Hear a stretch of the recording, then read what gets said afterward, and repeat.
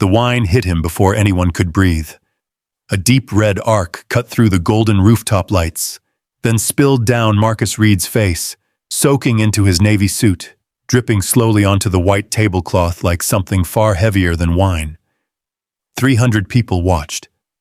No one moved. No one spoke. Not a single voice stepped in as Lauren Caldwell lowered her glass with a sharp clink and said, loud enough for the entire room to hear, "People like you don't sit at tables like this." And somehow, Marcus didn't react. He didn't argue, didn't raise his voice. He just reached into his pocket, pulled out a clean handkerchief, and calmly wiped the wine from his face, like he'd seen worse, like this wasn't even close. Then, almost unnoticed, his fingers paused at his cufflink. A small engraving caught the light for half a second. Subtle, intentional, easy to miss, but not meaningless. Around him, cameras were already recording. Eyes were locked in silence. The room thought it had just witnessed a man being put in his place. They were wrong, because what no one in that room understood yet was that in less than an hour, one quiet decision, made by the man they just humiliated, would begin to erase everything Lauren Caldwell thought she owned. And by the time they realized who Marcus Reed really was, there would be nothing left to save. The skyline of San Francisco shimmered beneath a soft haze of evening fog, each building lit like a quiet promise of power. High above it all, on the rooftop terrace of the Fairmont Grand, golden lights flickered across crystal glasses and polished silver trays. Conversations floated through the air, low, measured, important. Deals were being hinted at, alliances carefully tested. It was the kind of night where a single handshake could change a company's future. Marcus Reed sat at the far edge of a long table draped in white linen, the city glowing behind him like a painting. His navy suit was clean but understated, the kind of suit that didn't try to impress anyone. He rested one hand lightly on the table, fingers relaxed, his posture straight without being stiff. To anyone glancing his way, he looked like a man who didn't quite belong, and yet somehow wasn't uncomfortable either.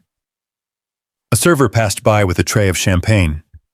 Marcus offered a quiet thank you, his voice calm, almost soft. Across the room, laughter broke out near the center of attention, where Lauren Caldwell stood surrounded by admirers. Her presence pulled eyes the way gravity pulls stars. Every movement she made seemed practiced, effortless, entitled. "Another refill," she said, extending her glass without looking at the server. When the young man hesitated for a fraction of a second, she tilted her head, her smile tightening just enough to carry a warning. "Let's try not to keep people waiting." The server hurried. Marcus watched this from a distance, not with judgment, but with a kind of quiet noticing. The same look he'd worn earlier that afternoon when a bellhop struggled with a heavy suitcase near the hotel entrance. And Marcus had stepped in, lifting one side without a word, easing the strain without drawing attention to himself. Now, at the table, he adjusted his sleeve slightly. The cufflink caught the light for just a second, a small engraved symbol most people wouldn't recognize. He turned it once between his fingers, then let his hand fall still again. At another table nearby, two executives leaned in close. "Who's that?" one whispered, nodding subtly toward Marcus. The other frowned. "No idea. He's not on the usual list." They looked away quickly, as if even acknowledging the question felt unnecessary. Across the room, Lauren's gaze drifted, scanning faces, measuring value the way some people measured distance. Her eyes paused on Marcus, just a second longer than usual. Something about him unsettled her. Not because he stood out, but because he didn't seem to be trying to. That, to her, was worse. She moved closer, heels clicking softly against the polished floor. Conversations shifted to make space for her without anyone quite realizing they had done it. By the time she reached the table, several people had gone quiet. Marcus looked up. Their eyes met. For a moment, nothing happened. Then Lauren smiled, a thin, practiced expression that never quite reached her eyes. "I don't believe we've met," she said, her tone polite in a way that carried no warmth. "Lauren Caldwell." Marcus nodded once. "Marcus." No last name, no explanation. Just that. A faint ripple passed through the people seated nearby. It was subtle, but it was there. The smallest shift in the air when expectations weren't met. Lauren tilted her head slightly. "Marcus," she repeated, as if testing the weight of it. "And what exactly brings you here tonight?" The question hung there longer than it should have. Marcus didn't rush to answer. He glanced briefly at the skyline, then back at her. "I'm here to observe," he said. Simple, direct, unapologetic. A few quiet chuckles slipped from somewhere behind Lauren. Not loud enough to be called out, but loud enough to be felt. Lauren's smile sharpened. "Well," she said, lifting her glass, "I suppose everyone has to start somewhere." She turned slightly, addressing the table now, her voice just loud enough to draw attention from those nearest. "Some invitations must be getting very creative this year." More laughter. This time, a little easier. Marcus didn't react. He reached for his napkin and folded it once, precisely, as if the motion itself mattered. The faint stain of condensation from his untouched water glass had spread slightly on the tablecloth. He pressed the napkin over it, absorbing it without fuss. Around them, the room continued to hum. Music, conversation, the distant clink of cutlery, but at this table something had shifted. Lauren took a slow sip of her wine, eyes still on Marcus. "You know," she said, lowering the glass, "these events can be overwhelming, especially if you're not used to them." Marcus met her gaze again. There was no anger there, no embarrassment either, just a calm that didn't match the moment. "I'll be all right," he said. It wasn't defiance, it wasn't submission, it was certainty. For a fraction of a second, Lauren hesitated. It was almost invisible, like a shadow passing over her expression. Then it was gone. She let out a soft laugh, turning away as if the conversation had already lost its value. "Enjoy your evening," she said lightly. But she didn't move far. Instead, she lingered just within earshot, speaking to someone else now, her voice slightly louder than before. "Honestly," she said, "sometimes people forget there are levels to things." The words drifted back across the table, settling like dust. Marcus lowered his eyes to his hands. The cufflink caught the light again. He adjusted it once more, slower this time. Around him, no one spoke. No one intervened. No one disagreed. The silence wasn't empty. It was full. Full of hesitation, calculation, and the quiet choice to do nothing. Marcus leaned back slightly in his chair, his expression unchanged. But if someone had been watching closely, really watching, they might have noticed something shift behind his eyes. Not hurt, not anger. Something else. Something patient. At the far end of the terrace, a man in a dark suit stepped out onto the balcony, scanning the room. His gaze moved quickly from face to face, then paused. Just for a moment. On Marcus. The man didn't approach. He simply nodded, almost imperceptibly, then stepped back inside. No one else noticed, except Marcus. He exhaled slowly, his fingers resting lightly against the table, and across the room, Lauren Caldwell lifted her glass again, completely unaware that the moment she was shaping into a display of power was already becoming something else entirely, something she would not be able to control. The music swelled, The lights glowed warmer. Conversations resumed, louder now, as if trying to erase the tension that had settled over the table. But beneath it all, something had already begun. And it wasn't going to stop. Because the question was no longer whether Marcus Reed belonged in that room. The question was, who, exactly, had just been allowed to stay, and who had already made a mistake they couldn't undo? The answer was coming, and no one at that table was ready for it. 12 hours earlier, the city hadn't yet put on its evening glow. San Francisco moved in its usual rhythm that morning, buses groaning at stops, coffee shops spilling steam into the cold air, and people walking with the quiet urgency of lives that didn't wait for anyone. The Fairmont Grand stood above it all, its polished entrance reflecting a world that most people only ever saw from the outside. Marcus Reed approached that entrance without hurry. His shoes were clean, though not new. His suit fit him well, but it didn't announce itself. There was no driver stepping out ahead of him, no assistant checking the time, no one opening the door before he reached it. Just Marcus, walking up the steps with the same steady pace he used everywhere else. A bellhop near the door struggled with a large suitcase, the handle twisted at an awkward angle. The guest attached to it, mid-30s, irritated, kept glancing at his watch.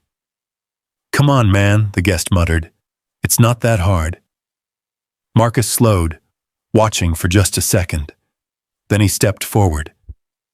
"Here," he said quietly, taking hold of the lower end of the suitcase. He adjusted the angle, lifting just enough to ease the strain without taking over completely. The bellhop exhaled, relief flickering across his face. "Thank you, sir." Marcus gave a small nod. "You got it." The guest barely acknowledged him, just grabbed the suitcase once it was upright and walked inside. Marcus didn't react. He stepped back, letting the bellhop straighten his jacket. For a brief moment, the two of them shared a look, one of those silent exchanges that said more than words ever could. Then Marcus continued inside. The lobby of the Fairmont Grand was all marble and quiet echoes. Light poured down from high windows, catching on polished surfaces. People spoke in lower voices here, as if the building itself demanded it. At the far end, a temporary check-in station had been set up for the evening gala. A velvet rope guided guests into a neat line, though there were only a few people waiting. Marcus joined them. In front of him, a couple dressed in designer labels discussed investment portfolios. Behind him, a young woman scrolled through her phone, her heels tapping lightly against the floor. When it was his turn, the woman at the desk offered a practiced smile. "Name, please?" "Marcus Reed." Her fingers moved quickly over the keyboard, then paused. She looked up again, smile tightening just slightly. "I'm not seeing that in the primary list," she said. Marcus reached into his jacket and pulled out his phone. He tapped once, then turned the screen toward her. "There should be a secondary invitation." She leaned closer, scanning the QR code. The scanner beeped softly. A new window appeared on her screen. Her expression changed. Not dramatically, but enough. "Oh," she said, straightening. "You're on a private issuer list." Marcus nodded once. "Welcome, Mr. Reed." Her tone was different now, more careful. She handed him a small badge, nothing flashy, just his name printed cleanly across it. No company, no title.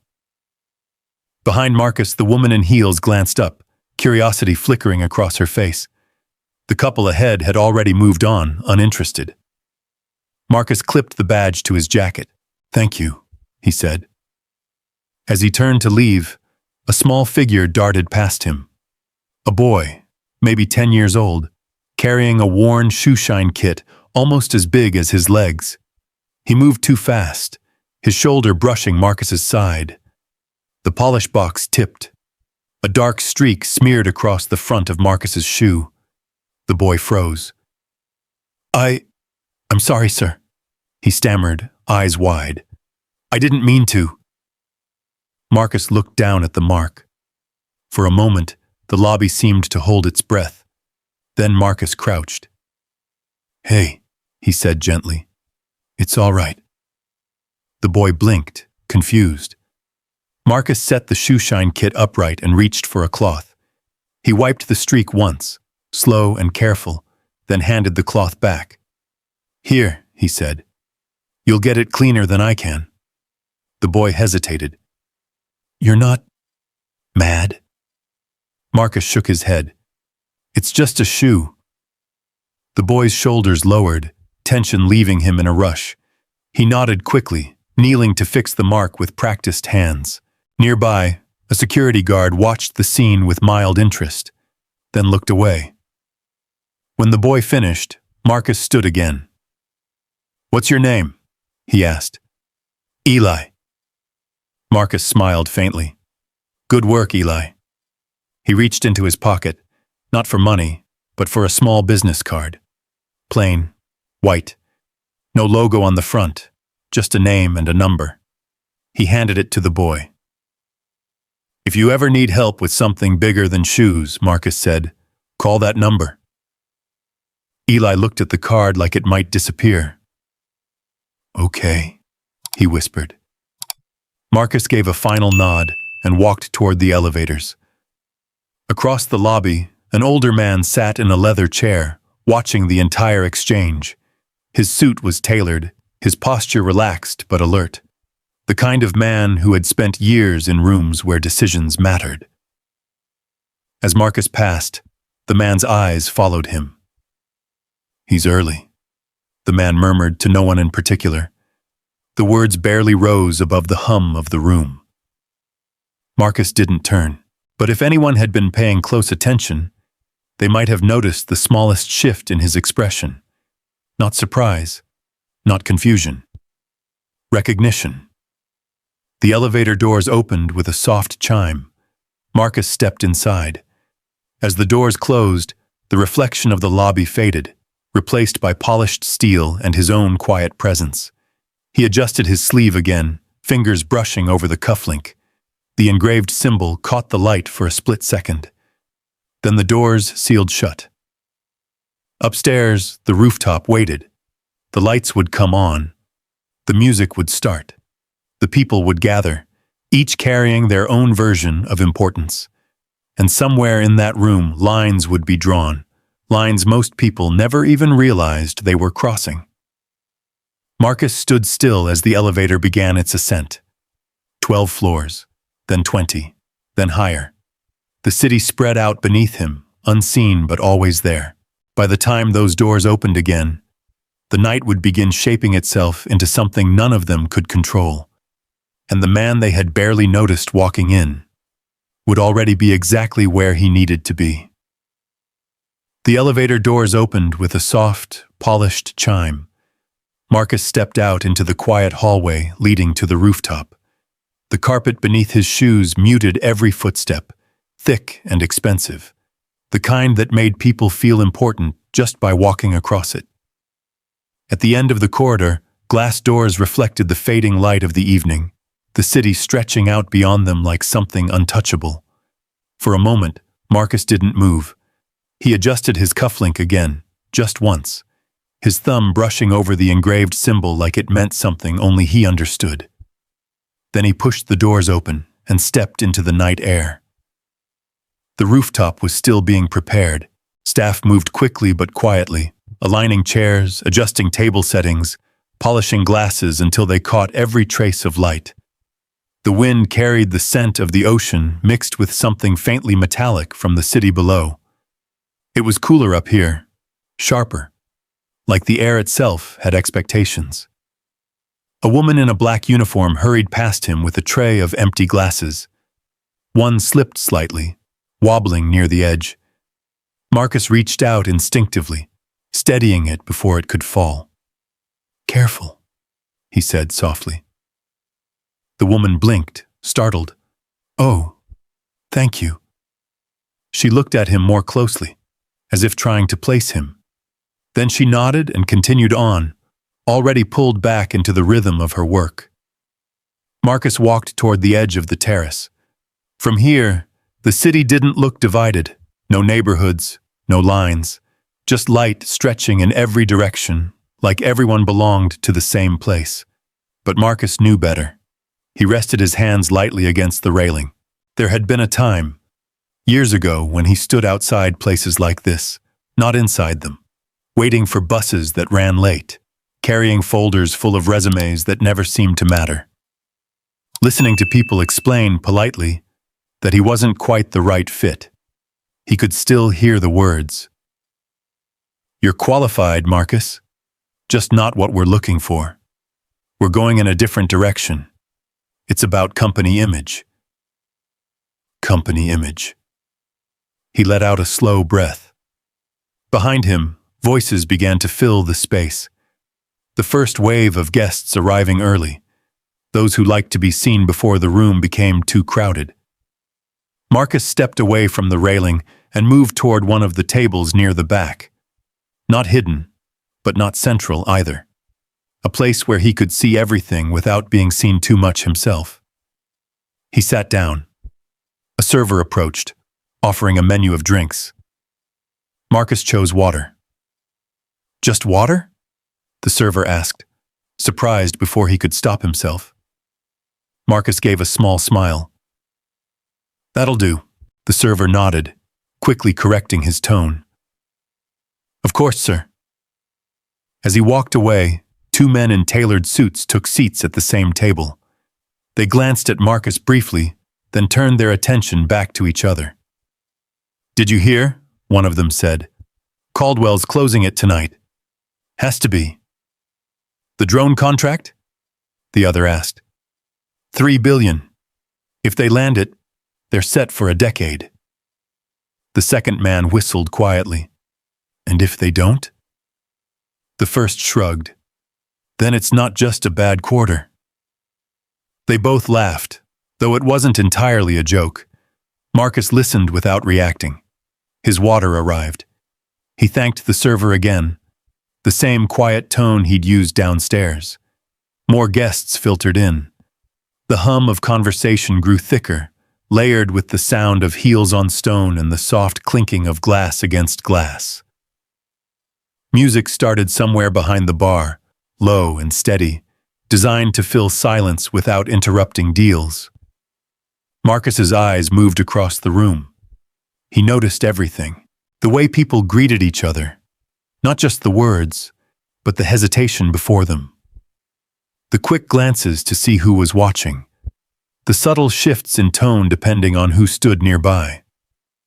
A man approached the table. Older. Military posture, though he wore a civilian suit. His gaze landed on Marcus, sharp but not unfriendly. "Evening," the man said. "Evening," Marcus replied.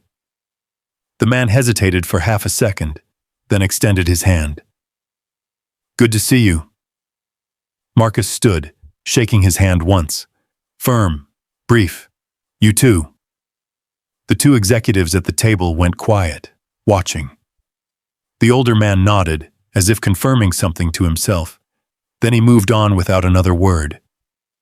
As soon as he was out of earshot, one of the executives leaned closer to the other.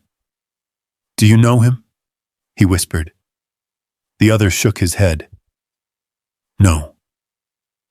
But that guy doesn't shake hands like that for no reason." Marcus sat back down. Across the terrace, Lauren Caldwell hadn't arrived yet, but her presence was already being felt. Conversations circled around her name, her husband, the contract. People adjusted their positions, choosing where to stand, who to be seen with.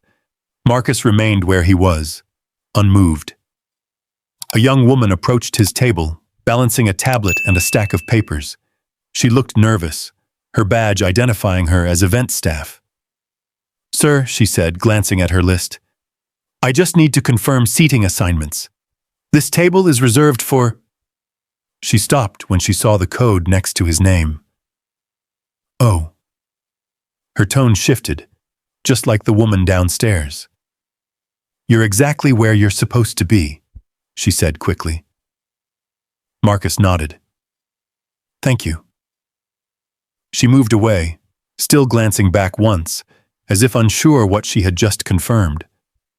The sun dipped lower, painting the sky in deep orange and fading gold. Lights flickered on across the terrace, warming the space, turning it from preparation into performance. And slowly, the room filled. Marcus folded his hands on the table. He didn't check his phone, didn't scan for attention, didn't try to insert himself into conversations. He simply watched. Not with curiosity, not with judgment, but with intention. From across the room, a man in a dark suit stepped briefly into view again. The same man from the lobby. Their eyes met. This time the nod was clearer, respectful, deliberate. Then he was gone. Marcus reached for his glass, taking a small sip of water. Around him, laughter rose, deals began, alliances formed, and somewhere in that growing noise, something invisible was already taking shape. Not in the spotlight, not in the center of the room, but right here, at a table most people had already decided didn't matter. Marcus set his glass down, and for the first time that evening, the faintest trace of something crossed his expression. Not satisfaction, not anticipation, something quieter, something certain. Because everything unfolding around him, every word, every glance, every choice, was being seen and remembered, and the night hadn't even begun to reveal what it was really about. By the time the sun disappeared completely behind the skyline, the rooftop had transformed. Soft gold lighting washed over the terrace, turning every surface into something warmer, richer. Crystal glasses caught reflections like tiny stars. The music shifted, no longer background noise, but a slow, confident rhythm that matched the pulse of money moving through the room. And then she arrived. Lauren Caldwell didn't rush. She didn't need to. The moment she stepped through the glass doors, the room adjusted itself around her. Conversations dipped, then rose again with a slightly different tone. People turned, not obviously, not all at once, but enough to mark her presence. Her dress moved with her like it had been designed for that exact moment. Deep red, almost the same shade as the wine she would later hold. Elegant, expensive, unapologetic. "Lauren," someone called out. She smiled before she even turned, already knowing who it was. That was her talent. She didn't just remember names. She remembered where people stood, what they wanted, and how useful they might be. "Daniel's inside," a man said, gesturing toward the center of the terrace. "He's been talking numbers all evening." Lauren gave a small, amused exhale. Of course he has. She moved forward, her heels tapping softly, each step measured. A server approached with a tray. She lifted a glass without breaking stride. "Cabernet?" she asked. "Yes, ma'am." She took a sip, eyes scanning the room. There it was, that familiar layout she understood better than anyone else. The center tables filled with decision-makers, the outer edges for observers, and then the invisible lines no one talked about, but everyone followed. Who belonged? Who didn't? She spotted Daniel near the bar, mid-conversation with two men who looked like they had spent their lives in boardrooms and behind secure doors. His posture was tight, controlled, not relaxed. That meant pressure. Lauren approached, slipping into the conversation with ease. "There you are," Daniel said, relief flickering across his face for just a second. "I was wondering when you'd make your entrance." "I prefer to arrive when people are paying attention," she replied lightly. One of the men extended his hand. "Lauren Caldwell, I've heard a lot about you. Only the good things, I hope." The man smiled, but his eyes flicked briefly toward Daniel, then back to her. We'll see how tonight goes, he said. Lauren caught that. What does that mean? She asked. Daniel stepped in quickly. It means we're close. Very close. He lowered his voice slightly. The contract gets finalized tomorrow morning. This is the last impression. Lauren tilted her head. $3 billion comes down to a party? It comes down to people, Daniel said. Always has. She considered that for a moment. Then she smiled. Well, then we should make sure the right people feel comfortable. Her gaze drifted across the terrace again, and then it stopped. Marcus. Still at the same table. Still not trying to belong. Still not leaving. Lauren's expression didn't change immediately, but something tightened just beneath the surface. Who's that? She asked. Daniel followed her line of sight, squinting slightly. Which one? The man in the navy suit. Back table. Daniel studied him for a moment, then shook his head. I don't know. Probably one of the tech guys. Or someone's guest. Lauren didn't look convinced. He doesn't look like a guest, she said. What does that even mean? She didn't answer. Instead, she took another slow sip of her wine, watching Marcus over the rim of the glass. Across the room, a small group had gathered near him, not crowding him, not orbiting him, just talking, respectfully. One of them laughed at something Marcus said. That bothered her. Not the laugh itself, but the ease of it. That table is reserved, Lauren said quietly. Daniel glanced again. It's flexible tonight. No, she replied. It's not. He exhaled. Lauren, do you know who's sitting there? She pressed. I just told you I don't. Exactly. She turned back to him fully now, her voice calm but edged. We're about to close the most important deal your company has ever seen.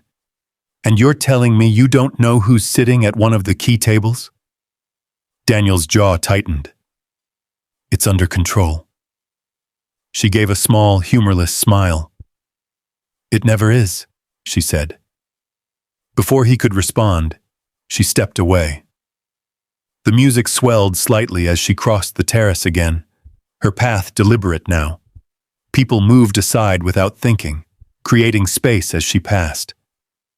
At another table, a young Asian woman tried to introduce herself. Ms. Caldwell, I'm with... Lauren barely slowed. You should speak with someone from the junior teams, she said, not unkindly, but not kindly either. The woman's smile faltered. Lauren didn't look back. Near the bar, a server hesitated while refilling her glass, his hands not quite steady. Careful, Lauren said, her voice soft but sharp. That's expensive.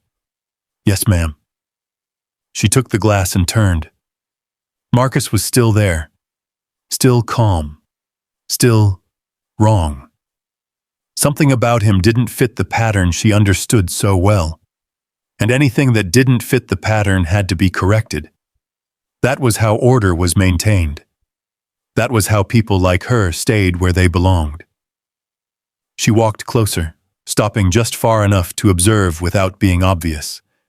Marcus lifted his glass of water. Water. At an event like this. Lauren almost laughed. Around him, the conversation continued, quiet, measured. One of the men at the table leaned in, speaking in a lower tone. Marcus listened, nodding once, not eager, not impressed, equal. That was what she couldn't accept. Lauren turned slightly, addressing a small circle of guests nearby, her voice carrying just enough. It's interesting, she said, how certain people seem to forget where they are. A few heads turned. Someone chuckled uncertainly. She took a step closer to Marcus's table, or where they belong. The words hung in the air. Marcus didn't look up immediately. When he did, it wasn't with challenge. It wasn't with apology either. Just recognition. Lauren met his gaze, and in that moment, something invisible passed between them. Not power, not yet, but something that felt like it might become it. She smiled again, but this time it didn't even pretend to be warm. "Enjoying yourself?" she asked. Marcus held her gaze for a beat longer than most people would have dared. Then he nodded once. "I am." Simple, unmoved, unimpressed. Lauren's grip tightened slightly around her glass. Because for the first time that evening, something in the room hadn't shifted for her, and she didn't like that. Not at all. Lauren stood there a moment longer than she intended. Most people would have looked away first. That was how these interactions usually worked. A glance, a subtle correction, and the balance restored. But Marcus didn't look away. He didn't challenge her either. He simply stayed. That unsettled her more than open defiance ever could. Behind her, the music continued, glasses chimed, and conversations layered over one another like waves. But at this table there was a pause, thin, stretched, waiting to see what she would do next. Lauren let out a small laugh, turning slightly so others could hear. "You must be new to this," she said, her tone light but edged. "Events like this have expectations." Marcus tilted his head just slightly. "So I've noticed," he replied. His voice didn't rise, didn't carry, but the people closest to the table heard it clearly. A man seated 2 chairs down shifted in his seat, suddenly very interested in his phone. Lauren smiled again, but there was less ease in it now. "And yet," she continued, "some people seem to think those expectations don't apply to them." Marcus reached for his glass of water, lifting it with steady hands. "Or maybe," he said, taking a small sip, "they understand them differently." The words were simple, but something about the way he said them made the air tighten. Lauren felt it, and she didn't like it. Not because of what he said, but because of what he didn't say. He wasn't explaining himself. He wasn't asking permission. He wasn't trying to prove anything. He was just there, equal.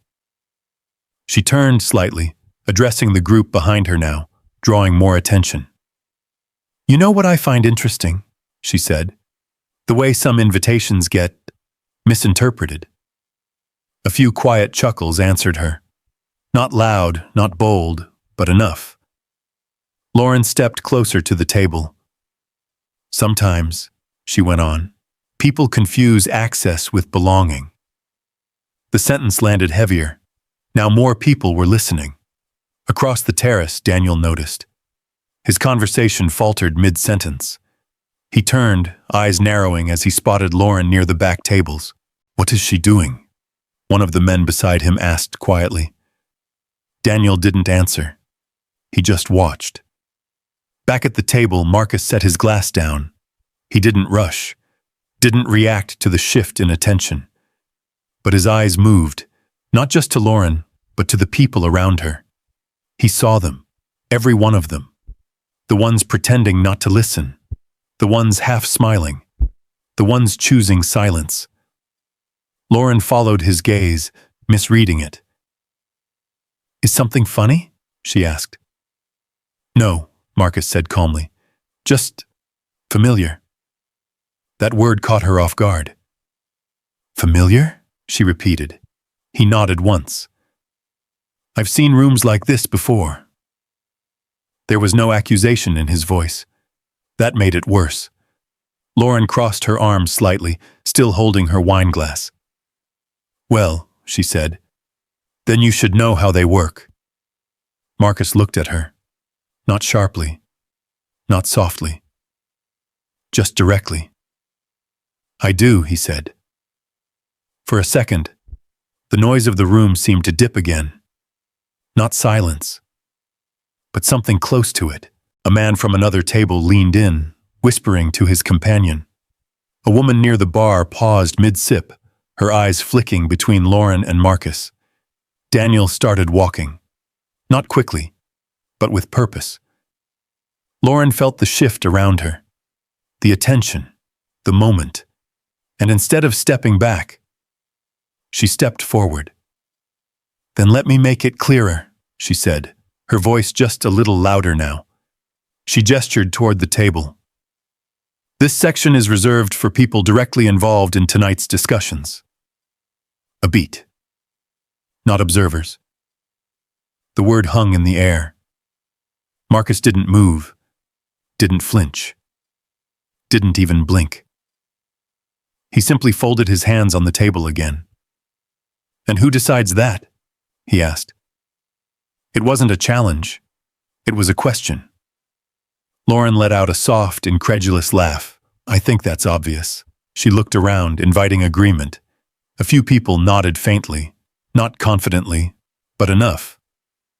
Marcus followed her gaze again, not to the nodding heads, but to the ones that didn't move, to the ones that looked away, to the ones who knew something wasn't right, but said nothing. His eyes returned to Lauren. "And if it's not?" he asked quietly.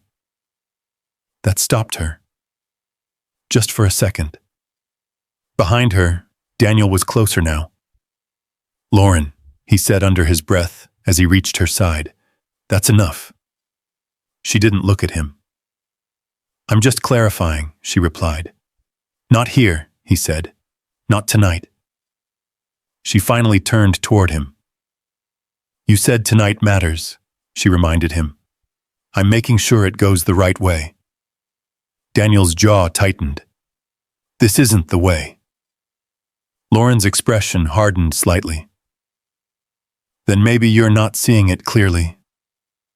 Marcus watched the exchange without interruption, without judgment. Just watching. Daniel exhaled slowly, then looked at Marcus. "I apologize," he said. "If there's been any confusion." "There hasn't," Marcus replied. Daniel hesitated. Something in Marcus's tone made him pause. Not defensive, not offended, certain. Lauren caught that hesitation, and it pushed her further. "Of course there has," she said, stepping back into the center of it. "He's sitting at a table he doesn't belong at, having conversations he wasn't invited into." The words were sharper now, clearer, more public. Several phones were subtly raised, not obvious but enough. Marcus noticed. He noticed everything. He leaned back slightly in his chair, still calm, still composed. But now, something else had settled into his posture. Something quieter, something final. Lauren took a slow sip of her wine, eyes locked on him. "Enjoy the evening while you can," she said softly. "But I'd suggest finding a more appropriate place before things get uncomfortable." Marcus held her gaze. For a long moment, neither of them moved. Then he gave the faintest nod. Not in agreement, not in surrender. Just acknowledgement. "Uncomfortable for who, he asked. The question slipped out so quietly that it almost disappeared into the night. Almost. Lauren didn't answer. She didn't need to, because in her mind, the answer was already decided. She turned away, signaling the end of the exchange. The music swelled again. Conversations resumed, louder now, as if trying to cover what had just happened. But the energy had shifted, subtly, irreversibly. Daniel lingered a second longer, looking at Marcus, as if trying to understand something he couldn't quite place. Then he followed Lauren. Marcus remained at the table, still, composed, watching. And across the terrace, more than a few people began to wonder, not whether he belonged there, but what would happen next. Because whatever it wasn't going to stay quiet much longer. The music didn't stop. That was the strangest part. Even as the air tightened around that back table, even as conversations fractured into whispers and glances, the band continued playing, smooth, controlled, like nothing had changed. The kind of music designed to keep things elegant, even when elegance had already begun to crack. Marcus remained seated. The glass of water in front of him caught a ripple of light as someone nearby shifted too quickly. He didn't reach for it this time. His hands rested loosely on the table, fingers relaxed, posture unchanged. But his attention sharpened. Not outwardly, not in a way anyone could accuse, but inside something had shifted from observation to conclusion. Across the terrace, Lauren had not let it go. She stood near the center now, speaking with a small group of guests, but her attention kept drifting back. Every few seconds, her eyes returned to that same spot. Marcus, seated calmly at a table she had already decided did not belong to him. Daniel stood beside her, quieter than before. "You need to let it go," he said under his breath. Lauren didn't look at him. "I am letting it go, no," Daniel replied. "You're circling it." She smiled faintly, but there was no softness in it. "I'm protecting what matters," she said. Daniel exhaled, running a hand along the back of his neck. "What matters is tomorrow morning." "What matters," Lauren corrected, "is tonight." She turned again. This time she didn't hesitate. The distance between her and that table wasn't far, but the way she crossed it made it feel like a stage. People noticed. Not everyone, but enough. Conversations softened as she passed. A few guests leaned subtly to the side, creating a clearer path. Phones appeared, not raised openly, but angled just enough. At the table, Marcus saw her coming. He didn't move, didn't brace, didn't prepare. He simply acknowledged her approach with the same quiet awareness he had given everything else that evening. Lauren stopped directly beside the table, close enough now that there was no pretending this was casual. "This is where we fix it," she said. Her voice wasn't loud, but it carried. Every word was shaped carefully, controlled, deliberate. Marcus looked up at her. His expression didn't change. "Fix what?" he asked. A small ripple of tension passed through the nearby tables. Lauren set her glass down on the edge of the table. Not gently, but not violently either. Just enough force to make the crystal tap against the surface. "This confusion," she said, "about where you're seated." Marcus glanced down briefly at the table, then back at her. "I wasn't aware there was confusion." Lauren let out a short laugh. "That's the problem," she said. She turned slightly, addressing not just him now, but the room around them. "This section," she continued, "is designated for individuals directly involved in tonight's strategic discussions. Not observers, not plus ones, not misunderstandings." The last word lingered. A man at the next table shifted uncomfortably, his fork pausing halfway to his plate. Another guest looked down, suddenly very focused on her napkin. No one spoke. No one intervened. Marcus noticed. He always noticed. He leaned back slightly in his chair. "Is that so?" he said. Lauren nodded. "It is." "Then I suppose someone made a mistake." The words were simple, but they landed differently. Lauren's eyes narrowed just slightly. "Yes," she said. "That's exactly what I'm saying." Marcus held her gaze. "And you're certain it was me?" For the first time, there was the faintest flicker of something in her expression. Not doubt, but irritation. At the question itself. "I'm certain," she replied. Behind her, Daniel had stopped moving. He stood just far enough away to avoid stepping directly into the moment, but close enough that he couldn't ignore it. "Lauren," he said quietly. She didn't turn. Not now. At the table, one of the executives who had been sitting near Marcus cleared his throat. Maybe we should... Lauren lifted a hand slightly. Not aggressive, just enough to stop him. This doesn't concern you, she said. The man fell silent immediately. Marcus watched that too.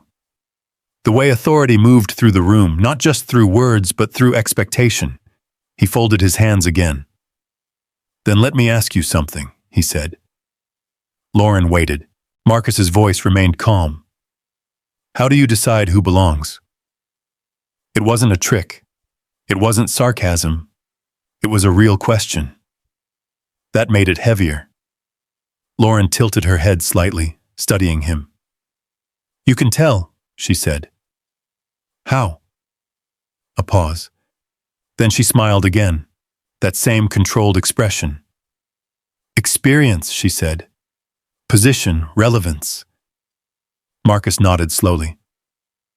And if someone doesn't fit what you expect, then they shouldn't be here. The answer came quickly, too quickly. Marcus let the silence sit for a moment. Then he said, very quietly, that must make things simple. Lauren didn't respond right away, because something about the way he said it, not dismissive, not impressed, just final, made it sound less like agreement and more like a conclusion. The music continued. The city lights shimmered beyond the glass railing, and at that table, a line had been drawn. Not loudly, not dramatically, but clearly enough that everyone nearby could feel it. Lauren picked up her glass again. Her fingers tightened slightly around the stem. Enjoy the rest of your evening, she said. The words sounded polite, but they weren't. They were a dismissal, a closing statement, a decision already made. Marcus didn't move, didn't thank her, didn't argue. He simply met her eyes one last time, and in that moment, something passed between them. Not anger, not fear, something colder, something inevitable. Lauren turned and walked away. The path opened for her again, just as it always did. But this time there were more eyes following her, not admiring, not approving, watching. Daniel stepped in beside her as soon as she cleared the table. What did you just do? He asked under his breath. What needed to be done, she replied. He glanced back once, at Marcus, still seated, still calm. I don't think you understand, Daniel said. Lauren stopped, slowly turned toward him. No, she said. I understand perfectly. She looked past him, scanning the room again. Everything looked the same. The lights, the music, the people. Still in place, Jinsu. Still under control, but something underneath it all, something she couldn't quite see, had already started to shift. Back at the table, Marcus reached for his glass again. This time he took a slow sip, set it down, and allowed himself the smallest exhale, because the room had just shown him exactly what he needed to see, not just from Lauren, but from everyone. And now, there was nothing left to question, only what came next. And what came next wouldn't ask for permission. For a moment, everything continued as if nothing had happened. That was how rooms like this survived moments like that. They absorbed tension, buried it under polite laughter and raised glasses, smoothed over sharp edges with practiced denial. A string quartet in the corner shifted into a brighter tune. A waiter refilled drinks. Someone cracked a joke just loud enough to pull attention away. But not everyone moved on. Not everyone could. At the back table, Marcus remained exactly where he had been. The same chair, the same posture, the same quiet presence. But the space around him had changed. The two executives who had been sitting beside him were no longer speaking. One of them had turned his body slightly away, pretending to check his messages. The other adjusted his tie twice in under a minute, eyes flicking toward Marcus and then quickly away. Across the terrace, Lauren had rejoined her circle. "I think that's been handled," she said, her tone light, dismissive. A woman beside her nodded quickly. "Of course, it's important to maintain standards." Lauren smiled faintly, lifting her glass again. "Yes," she said. "Exactly." But her eyes betrayed her. They drifted again. Back to that table. Back to him. Daniel noticed. "You should leave it alone," he said quietly. Lauren didn't respond, because something about the way Marcus had looked at her in that final moment, calm, unshaken, almost understanding, was still sitting under her skin. It didn't feel like victory. It felt unfinished. Back at the table, a new figure approached Marcus. The same older man from earlier, the one with the military posture. This time, he didn't hesitate. He pulled out a chair and sat down across from Marcus without asking. "You don't seem surprised," the man said. Marcus folded his hands again. "I'm not." The man studied him carefully. "Most people would be." "Most people," Marcus replied, "aren't paying attention." A faint smile touched the man's lips. "No," he said. "They're not." For a moment, neither spoke. Then the man leaned forward slightly, lowering his voice. "You've seen enough?" Marcus didn't answer right away. Instead, he glanced around the room once more. Not quickly, not nervously, deliberately. Taking in every face, every posture, every silent decision that had been made in the last few minutes. "Yes," he said finally. The man nodded once, as if that confirmed something important. "Good," he said. He stood just as quietly as he had sat down.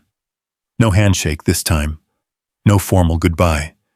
Just a brief look, one that carried weight without explanation. Then he walked away. The executives at the table stared after him. "Do you know who that was?" one whispered. The other shook his head slowly. "No, but I think we should." Marcus didn't react. He reached into his jacket pocket and pulled out a neatly folded handkerchief. Carefully, he placed it on the table in front of him. It was clean. Unused. For now. Across the terrace, Lauren had seen the interaction. "Who was that?" she asked, her voice lower now. Daniel followed her gaze. "That's Colonel Hayes," he said. "Retired. Still consults." Lauren frowned slightly. "And he just sat down with him?" Daniel didn't answer immediately, because that wasn't how those interactions usually worked. Not at events like this. Not with someone whose name wasn't even on the main list. Lauren felt it again. That subtle, unwelcome shift, like something was out of place, but she couldn't yet prove it. She set her glass down harder than necessary this time. "I'm done watching," she said. Daniel turned to her sharply. "Lauren." But she was already moving. Faster now. Less measured. The music didn't change. The lights didn't dim. But people noticed. They always noticed when intention replaced performance. Lauren reached the table again. This time she didn't stop at a distance. She stepped right up to Marcus. Close enough that there was no room for ambiguity. "This is going to be very simple," she said. Her voice cut clean through the air. Not loud, but undeniable. The conversations around them faltered again, more noticeably this time. Marcus looked up at her. Still calm. Still steady. Still not what she expected. "You've made your point," she continued. "Now I'm making mine." She picked up her glass. The deep red wine caught the light, swirling slightly as her hand tightened. Daniel was already moving again, "Lauren," he said, louder now. "Don't." But she didn't hear him, or chose not to. "People like you," she said, each word precise, controlled, "don't get to sit here pretending." The sentence hung there, heavy, final. And then she tipped the glass. The wine fell in a slow, deliberate arc, deep red against navy blue. It struck Marcus's shoulder first, then his chest, then ran down in thin streams, soaking into the fabric, dripping onto the white tablecloth below. For a second, no one moved. No one spoke. The music faltered, just barely, before continuing. A fork clinked softly against a plate somewhere in the distance, and Marcus didn't react. He didn't flinch, didn't raise his voice, didn't even stand. The wine slid down his collar, along his jaw, dripping from his chin. He reached for the handkerchief, the one he had placed there moments earlier, and slowly, carefully, he began to wipe it away. The room watched. Phones were no longer subtle. They were raised now, recording, capturing, freezing the moment in real time. Lauren set the empty glass down with a soft, sharp sound. "There," she said quietly. "Now it's clear." Marcus finished wiping his face, folded the cloth once, placed it back on the table. Then he looked up at her and smiled. Not wide, not mocking, just calm, understanding. The kind of smile you give someone who has just made a mistake they don't yet realize. Lauren felt it immediately. That shift, that same feeling again, only stronger now. "What?" she snapped. Marcus tilted his head slightly. "You've been very consistent tonight," he said. The words landed differently now, sharper, heavier. Lauren's confidence flickered. Just for a fraction of a second. "What does that mean?" she demanded. Marcus didn't answer. He simply stood, slowly, straightening his jacket, even as the wine soaked into the fabric. The room seemed to lean in, waiting. But Marcus didn't raise his voice, didn't explain, didn't accuse. He just looked at her, then at Daniel, then at the room. And in that quiet moment, something shifted again. Not outwardly, but deeply. Because the humiliation had happened. Public, undeniable. But the reaction, or lack of it, was what no one knew how to process. And somewhere in that silence, the balance had already begun to turn. They just didn't know it yet. For a long moment, the rooftop stood still, not silent, but suspended. 300 people, dressed in wealth and certainty, watching a man in a wine-stained suit stand straighter than anyone else in the room. Marcus adjusted his cufflink again. The small engraved symbol caught the light briefly, almost invisible unless you were looking for it. No one was. Lauren blinked once as if resetting her own reality. "That's it?" she said, her voice sharper now. "No reaction?" Marcus met her eyes. "You've already had yours," he replied. The words were quiet, but something about them made Daniel step forward immediately.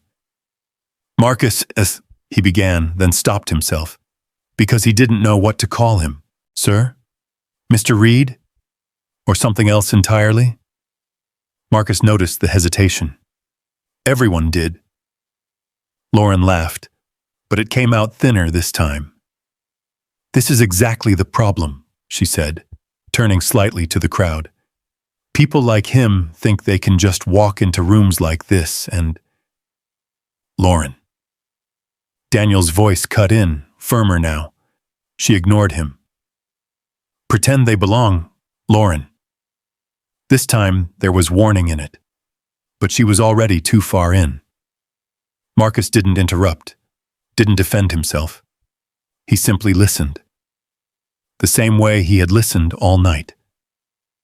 Then, slowly, He reached into his jacket pocket. For a split second, a few people tensed, uncertain, watching. But all he pulled out was his phone. Plain, black, unremarkable. He glanced at the screen. One notification. He didn't rush, didn't dramatize it. He simply tapped once, then brought the phone to his ear. The entire room leaned in without meaning to. "Yeah," Marcus said calmly. A pause. His eyes moved, not nervously, not searching, but deliberately, taking in the room one more time. "They've made it very clear," he continued. Another pause. Daniel felt something cold slide down his spine. "What is he doing?" someone whispered nearby. Marcus turned slightly, his back now half facing Lauren, as if she were no longer the center of the moment. "Proceed," he said. One word. No explanation. No emotion. Then he ended the call, lowered the phone, and slipped it back into his pocket. Nothing happened, at least, not immediately. Lauren let out a short, dismissive breath. "That's your move?" she said. "A phone call?" Marcus didn't answer, because he wasn't looking at her anymore. He was looking at Daniel, and for the first time that night, there was something unmistakable in his expression. Not anger, not pride, authority. Daniel felt it before he understood it, and suddenly, the room didn't feel as stable as it had 5 minutes ago. A vibration broke the moment. Daniel's phone. He froze. It buzzed again, and again. Not one message. Multiple. He pulled it out slowly, his fingers suddenly less steady than they had been all night. The first notification flashed across the screen. Urgent. Contract review status. His stomach tightened. He opened it. His eyes scanned the message once, then again, as if the words might rearrange themselves into something less devastating. They didn't. "What is it?" Lauren asked, irritation creeping back in. Daniel didn't answer. He couldn't, because another message came in, and another. Board members. Legal, internal strategy, all at once. His face drained of color. "Daniel?" Lauren pressed. He looked up. At Marcus. Then back at the phone. They pulled it," he said, his voice barely holding. Lauren frowned. "Pulled what?" Daniel swallowed hard. "The contract." The words didn't land all at once. They echoed, spread, like a crack running through glass. "What?" Lauren said. "That's not possible. It hasn't even been finalized." "It's over," Daniel said. The room around them shifted, not dramatically, but undeniably. People were watching now. Not just curious, concerned. "What do you mean it's over?" Lauren demanded. "Who made that call?" Daniel didn't answer immediately. Because he already knew. He just didn't want to say it. His eyes moved slowly, back to Marcus, who stood there, calm, unshaken, exactly where he had been all along. Lauren followed his gaze, and for the first time, really looked at him.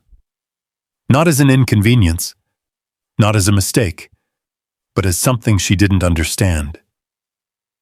"What did you just do?" she asked. Marcus met her eyes. "I finished what I came here to do," he said. No anger, no satisfaction, just truth. Lauren shook her head. "You don't have that kind of authority." Marcus didn't argue, didn't explain. He simply glanced toward the far side of the terrace, where the older man, the one with the military posture, stood watching. And this time, he didn't just nod.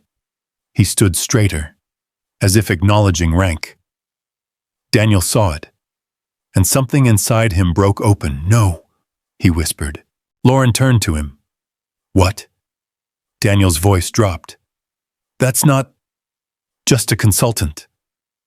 Marcus adjusted his cufflink one last time. The engraved symbol caught the light again. This time, Daniel recognized it, and his breath left him completely. Lauren felt the shift. "Daniel," she said, her voice unsteady now. "Who is he?"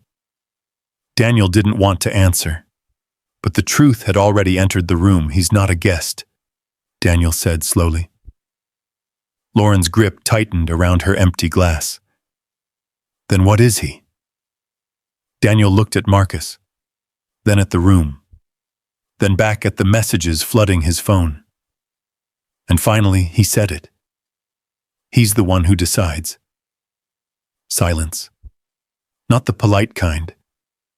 Not the controlled kind. Real silence. The kind that changes everything. Lauren's hand trembled slightly. "No," she said. "That's not..." But it was.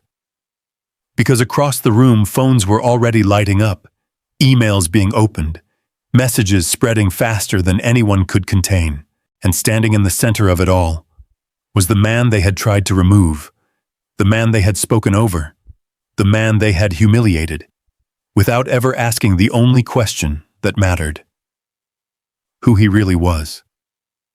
Marcus picked up his glass of water, took one final sip, and set it down. Because now, the room finally understood, and it was already too late. No one moved first. That was the strangest part of power shifting. There was no sound when it happened, no announcement, no clear moment where one side ended and the other began. Just stillness. And then distance. The same people who had leaned in just minutes ago, who had stood close to Lauren, nodded at her words, laughed softly in agreement. They began to shift, subtly. One step back, then another. A man who had been standing directly beside her adjusted his jacket and turned away, as if suddenly remembering an urgent conversation across the terrace. A woman who had been smiling just seconds ago lowered her glass, her expression tightening as she stepped behind someone taller, disappearing into the crowd. No one said anything, but everyone understood. Lauren felt it immediately. The space around her grew wider, not physically, but socially, like the room itself was quietly rewriting its alignment. "What are you doing?" she said, her voice sharper now, directed at no one and everyone at once. "Why is everyone..." She stopped. Because no one was looking at her the same way anymore. Daniel stood frozen, his phone still in his hand.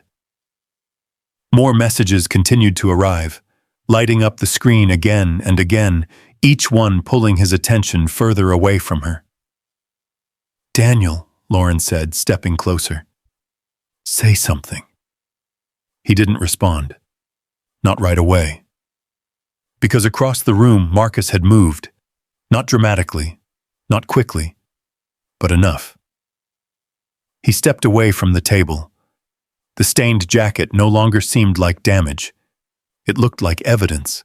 He walked past the chairs, past the line that Lauren had tried to draw, as if it had never existed at all. And this time, people moved for him, without hesitation, without being asked. A clear path formed. Lauren watched it happen, watched the same room that had just supported her, however quietly, now parting for the man she had just humiliated. "No," she said under her breath. "No, that's not..." But it was. Because at the far end of the terrace, the older man, the one Daniel had recognized too late, stood waiting. Marcus approached him, stopped. And this time, the acknowledgement was unmistakable, not subtle, not implied. The older man straightened and nodded, not as a courtesy, but as recognition, as respect, the kind that didn't get given lightly. Lauren felt her chest tighten. "Who is he?" she demanded again, louder now. Daniel finally looked at her, but there was no reassurance in his eyes, only realization. "I told you," he said quietly. "He's the one who decides." Lauren shook her head. "That doesn't make any sense," she said. "We've been working on this deal for months. We've had meetings, negotiations. He wasn't there." Daniel swallowed. "Maybe he was," he said, "just not the way we expected." Across the terrace, a small group had gathered near Marcus now, not crowding him, not surrounding him, positioning themselves carefully. Executives who had ignored him earlier now stood at a respectful distance, waiting for a moment to speak, to acknowledge, to correct their silence. Marcus didn't rush to greet them, didn't seek them out. He simply stood, speaking quietly with the older man. Lauren watched, her breath uneven. "This is insane," she said. "One call doesn't just—" "Lauren," Daniel cut in, his voice low but firm. She turned to him. "You need to stop talking." The words hit harder than anything else that night. "Excuse me?" she said. Daniel stepped closer, lowering his voice further. "You don't understand what just happened," he said. "And if you keep going, you're going to make it worse." Her eyes flashed. "Worse?" she repeated. "I just protected—" "You just ended it," Daniel said. The finality in his voice left no room for argument. Lauren stared at him, then past him, at Marcus, who now stood at the center of the same room that had once ignored him, not because he demanded it, but because it had shifted toward him. Phones continued recording. Messages continued spreading. Already the moment was no longer contained to the rooftop. It was moving outward, into networks, into offices, into boardrooms where people who had never been there were now watching, judging, deciding. Lauren felt the weight of it. Not fully, not yet, but enough to feel the ground beneath her begin to tilt. "I can fix this," she said suddenly. Daniel didn't respond. "I can," she insisted. "I'll go talk to him. I'll explain." "No," Daniel said immediately. She frowned. "Why not?" "Because it's not about what you say now," he replied. "It's about what you already showed." The words hung there, heavy, unavoidable. Lauren looked back at Marcus again. He wasn't looking at her anymore. That was the worst part. She had lost his attention, not in anger, not in rejection, in finality. Around her, the room continued to adjust. People who had once tried to impress her now avoided her entirely. Conversations resumed, but she was no longer part of them. Not really. A server approached, hesitating slightly before offering her another glass. Lauren waved him away. Her hand wasn't as steady as before. At the far end of the terrace, Marcus finished his conversation with the older man. He nodded once, then turned slightly, not toward Lauren, not toward Daniel, but toward the exit. As if his part in this room was already complete. Daniel saw it. "Where is he going?" Lauren asked. Daniel shook his head slowly. "I don't think he came here to stay," he said. Marcus began walking. The same steady pace, the same quiet presence. But now, every step carried weight, not because he demanded it, but because the room had finally learned to recognize it. Lauren watched him move farther away. And for the first time that night, she understood something she had refused to see before. This wasn't a moment she could control. It never had been. Because the power in that room had never belonged to her. And now, everyone knew it. The rooftop never fully recovered. Not that night. The music kept playing, but it sounded thinner now, like it was trying too hard to hold something together that had already broken.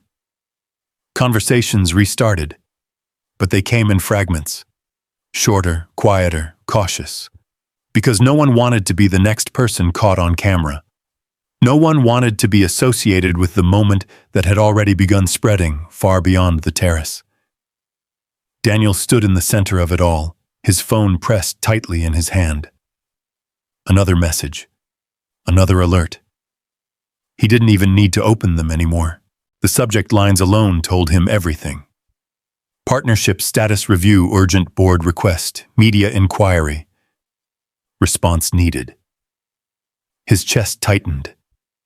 This doesn't happen this fast, he muttered under his breath. But it did. Because this wasn't just about a contract. It was about trust. And trust didn't collapse slowly. It shattered. Lauren stood a few feet away, still trying to process what she was seeing. "They're overreacting," she said, though her voice had lost its earlier certainty. "This is just optics. We can fix optics." Daniel looked at her, really looked at her. And for the first time that night, he didn't recognize the person standing in front of him. "You still don't get it," he said quietly. Lauren frowned. "Get what?" Daniel held up his phone. "They're not asking for clarification," he said. "They're pulling away." He turned the screen toward her. An email sat open. Short. Direct. "We are suspending all discussions pending further review. No signature needed." Lauren stared at it, then shook her head. "That's temporary," she said quickly. "It's just a precaution." Another notification buzzed. Daniel didn't hesitate this time. He opened it. His face went pale again. "What?" Lauren asked. Daniel swallowed. "They're calling an emergency board meeting," he said. Lauren blinked. "So?" "That's normal." "Tonight," Daniel cut in. That stopped her. "Tonight," she repeated. He nodded slowly. "And they want a full report." Lauren's fingers tightened around her empty glass. "Then we'll give them one," she said. "We'll explain." "Explain what?" Daniel asked, his voice sharper now. "That you misread the room? That you decided someone didn't belong based on nothing? That you turned it into a public scene? In front of the one person we couldn't afford to offend?" The words landed harder than anything he had said before. Lauren's face hardened. "I didn't know who he was," she said. Daniel let out a hollow breath. "That's the problem," he replied. Across the terrace, clusters of people had formed, not social groups anymore. Damage control groups, executives speaking in low tones, advisors already drafting statements in their heads, assistants typing messages as fast as their thumbs could move. The video had already started spreading.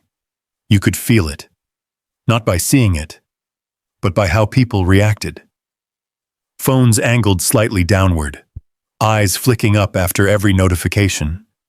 The room was no longer the center of the story. It was just the origin point. Lauren noticed it too. "Are they recording?" she asked. Daniel didn't answer. He didn't need to. Because just a few feet away, a man quickly lowered his phone when she looked in his direction. Too late. She saw it. Her stomach dropped. That's not allowed," she said. Daniel gave a short, humorless laugh. "Neither is what just happened," he said. The words hung between them. Lauren looked around again, But this time, she didn't see allies. She saw distance, judgment, silence that no longer protected her. And in that silence, she began to understand.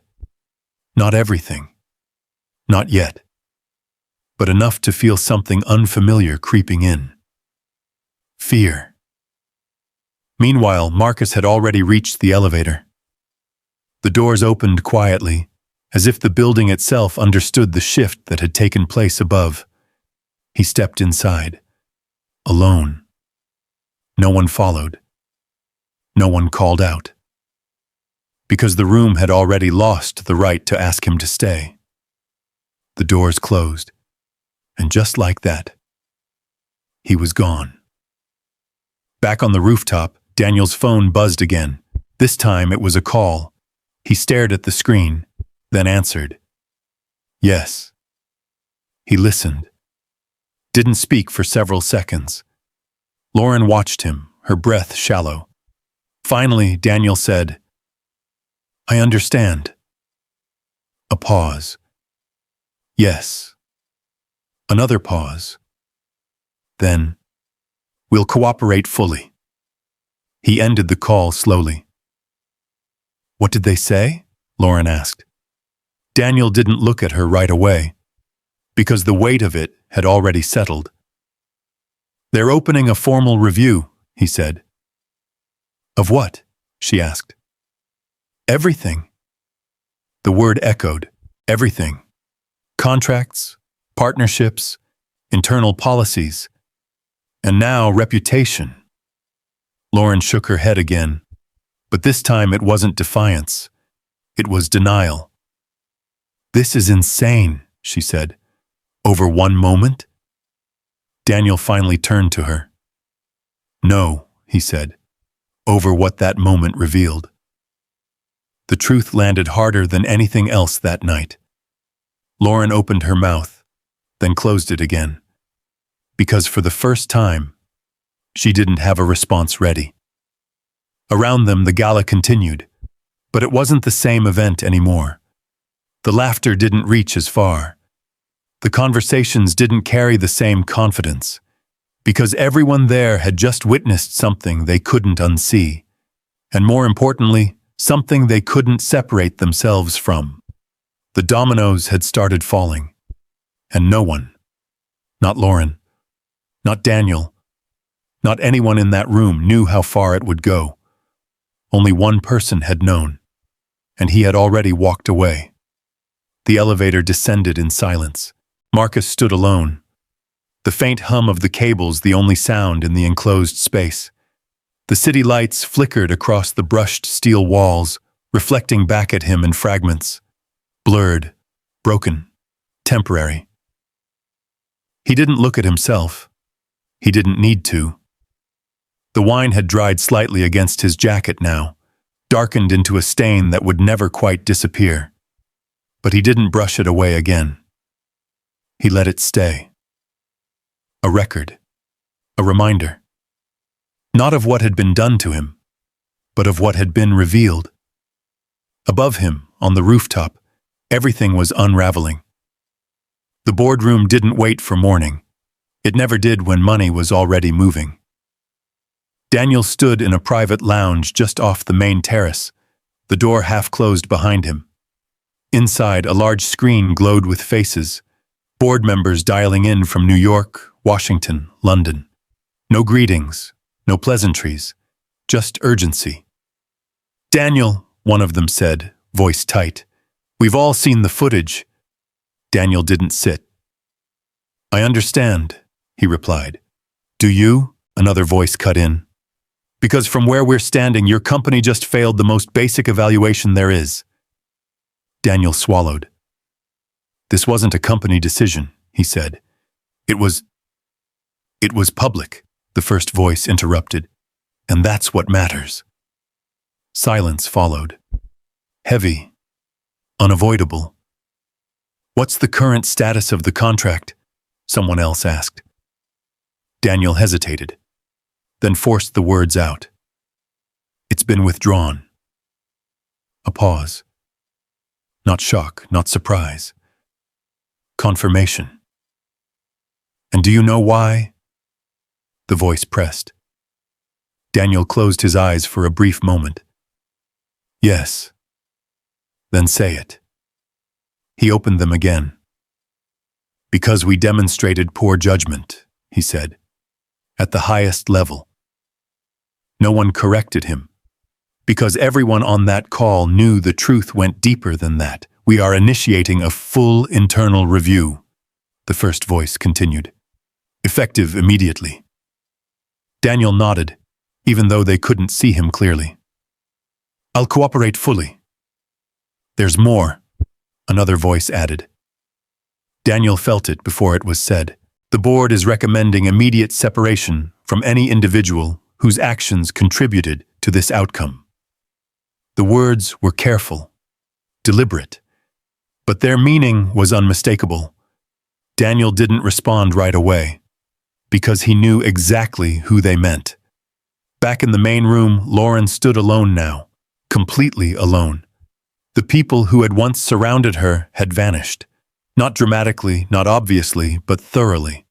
She could still see them across the terrace, talking in small groups, their backs turned just enough to signal distance. No one approached her. No one reassured her.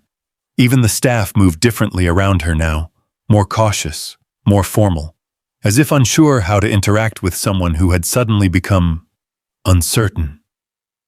Lauren crossed her arms, trying to steady herself. This is temporary, she whispered under her breath. This is just panic.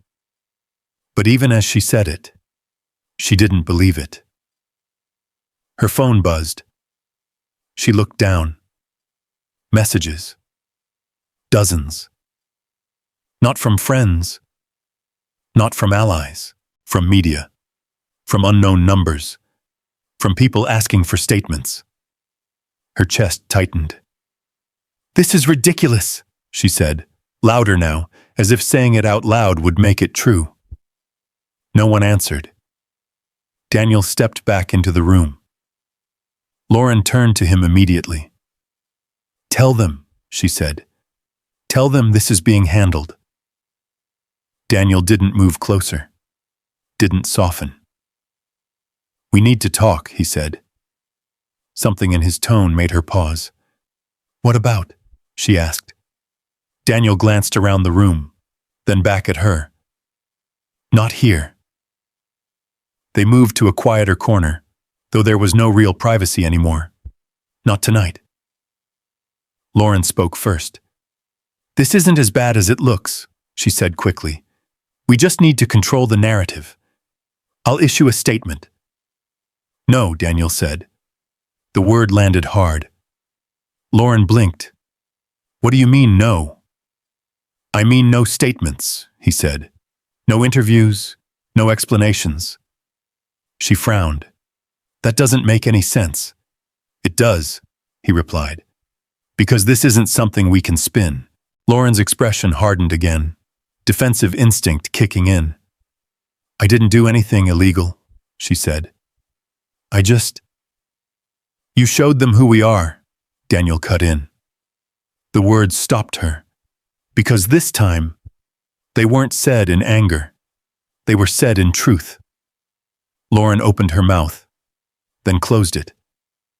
Daniel continued, quieter now, and that's what they made their decision on. Her voice dropped. So what happens now? Daniel looked at her, and for the first time that night, there was no protection in his gaze. The board wants distance, he said. Lauren's stomach dropped. What kind of distance?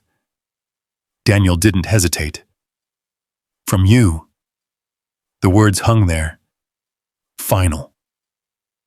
Lauren shook her head immediately. No, she said. No, they can't. They can, Daniel replied. And they will. She stepped back slightly. You're not agreeing to this, she said. Daniel didn't answer. Because silence was answer enough. Lauren's voice broke, just slightly. After everything, she said. After all the years, This isn't about years, Daniel said. It's about what happened tonight. Her hands trembled now. I can fix this, she said again, softer this time. I can apologize. I can... It's not about the apology, Daniel said. He paused, then added, It's about the moment you thought there wouldn't be consequences. That was the truth she couldn't escape. Not now. Not anymore. Lauren looked away, across the terrace, at the empty space where Marcus had once been. He was gone, completely. But somehow more present than ever. Because everything that was happening now, every consequence, every decision, every shift, had started with that moment, and that moment couldn't be undone. Far below, Marcus stepped out of the hotel. The night air was cooler on the street, quieter, untouched by the tension above. Cars passed, people walked, life continued. He adjusted his jacket once more, then let his hand fall. The stain was still there, but it didn't matter, because what it had exposed was already in motion. He walked down the sidewalk, blending back into the city without effort. No one stopped him. No one recognized him. And that was exactly how he preferred it. Because power, real power, didn't need to stay in the room to be felt. It had already done its work. And somewhere above, the consequences were still unfolding, with no way back. Morning came without ceremony. No dramatic sunrise. No cinematic reveal. Just a gray San Francisco sky stretching quietly over buildings that had already begun reacting before the city was fully awake. Inside Caldwell Dynamics' headquarters, lights were on earlier than usual. Phones rang without pause. Emails stacked faster than anyone could read them. And in the main conference room, the board had already gathered. No one mentioned the gala directly. They didn't need to. The footage had spoken clearly enough. Lauren sat at the far end of the table, not at the center anymore, not beside Daniel, alone. Her posture was still straight, but something in it had changed. The confidence that used to anchor her movements had been replaced by something more fragile, something uncertain, something searching for control that no longer existed. A screen lit up at the front of the room. Numbers. Red. Falling. Stock value down 18% before market open. Projected losses. Partnership withdrawals. Each line felt heavier than the last. One board member leaned forward. We've already lost 2 secondary partners, he said, and 3 more are reviewing their positions. Another voice followed. Media outlets are requesting statements every 10 minutes. Most of them already have the video. Lauren closed her eyes briefly. Not long enough to escape it. Just long enough to feel it settle. Daniel stood near the window, hands in his pockets, staring out at the city. We need a path forward, someone said. Silence. Then, there is one, another voice replied. Lauren knew before they said it. She felt it, like gravity pulling towards something inevitable. We separate, the man continued. Immediately. No one asked what that meant. Because everyone understood, Lauren opened her eyes. You're not serious, she said. No one answered right away. Because this wasn't a discussion. It was a conclusion. You're asking me to step down, she said. The chairman finally spoke. We're asking you to step away from any association with the company, he said carefully. Lauren let out a hollow laugh. After everything I've done for this company? The chairman didn't raise his voice. This isn't about what you've done before, he said. It's about what happened yesterday. Lauren shook her head. You're making a mistake. No, he replied quietly. The mistake has already been made. The room went still again. But this time, it wasn't waiting. It was ending something. Daniel finally turned from the window. He looked at Lauren, not with anger, not even with disappointment, just distance. "It's already moving," he said. Lauren stared at him. "You're agreeing to this?" she asked. Daniel didn't hesitate. Yes, that was the moment. Not the wine, not the call, not even the contract. This, the moment where everything she had built her identity on, position, control, belonging, slipped away completely. Lauren leaned back slowly in her chair. For the first time in years, she had nothing to say. Across the city, in a much smaller space, Marcus sat at a wooden desk near a wide window. No skyline view, no polished marble. Just a quiet office in a building most people would walk past without noticing. A young woman stood across from him, holding a folder nervously. I wasn't sure if this was enough," she said. "It's just a prototype, but..." Marcus raised a hand gently. "Let me see what you've built," he said. She handed it over. His fingers moved carefully through the pages, reading, studying, understanding, not rushing, not dismissing, giving her the same attention he had given that room the night before. Outside the window, the city moved like nothing had changed. Inside, something quieter was happening, something real. After a moment, Marcus looked up. "This is good," he said. The woman blinked. "Really?" He nodded. "It's honest," he added. "That matters more than polish." Her shoulders relaxed. A small smile broke through her nerves.